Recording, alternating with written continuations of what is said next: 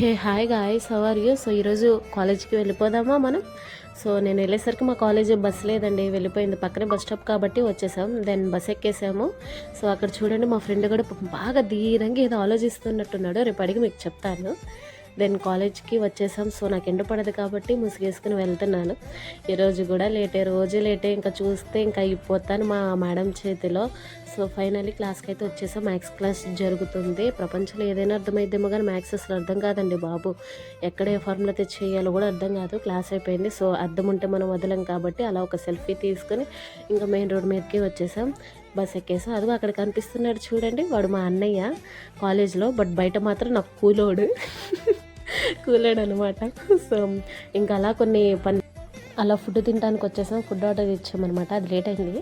So చూడండి ఎలా ఉన్నాను ఎక్స్ప్రెషన్స్. సో అలా ఫుడ్ వచ్చేసింది, తినేసాం. దెన్ ఆ ఆంటీ మన ఆంటీయే. సో నేను డైలీ కస్టమర్ అనమాట ఆంటీకి. నేను రాగానే వెళ్ళి ఇచ్చేస్తుంది ఏదైనా.